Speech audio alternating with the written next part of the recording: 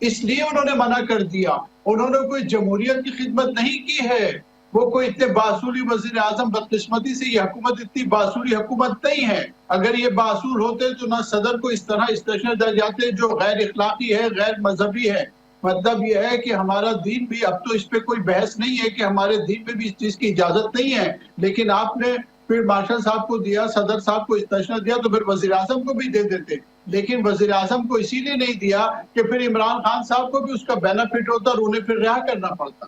یہ دیکھیں، یہ وہ باتیں ہیں اس پہ ہمیں بحث کر.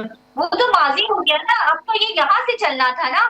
دیکھیں یہ تو نومبر 2025 سے چلنا تھا نا، وہ تو ماضی ہو گیا. نہیں، یہ ایسا نہیں ہے، یہ ممکن نہیں تھا. یہ بڑی کنفیوژن ہو رہی ہے، ہم نے بات جو کی ہے اور دونوں چیزوں کو ملایا ہے. دیکھیے 27ویں آئینی ترمیم کے تحت جو استثنا زرداری صاحب کو ملا ہے وہ ماضی کے صدور کو بھی ملا ہے، یعنی عارف علوی صاحب کو بھی ملا ہے.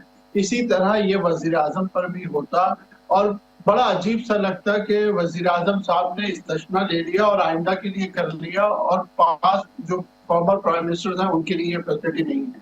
لیکن میں یہ سمجھتا ہوں کہ یہ ہمارا موضوع گفتگو ہونا نہیں چاہیے. اب تو پارڈر ہو گیا، ٹھیک ہے، وہ تو ختم ہو گئی بات.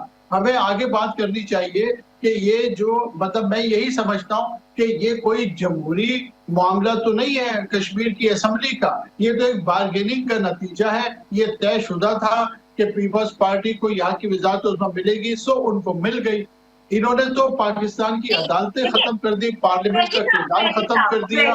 تو اس میں ایسی کون سی حیران کن بات ہے کہ کشمیر میں حکومت بدل گئی؟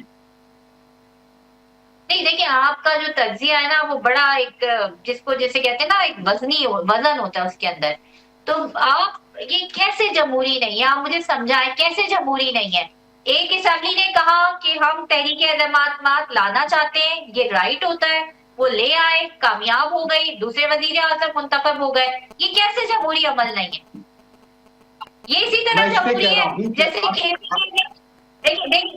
قریشی صاحب دیکھیں میری بات، یہ اسی طرح جمہوری عمل ہے جیسے کے پی کے کی حکومت نے جو ہے علی امین گنڈا پور کو ہٹایا، وہاں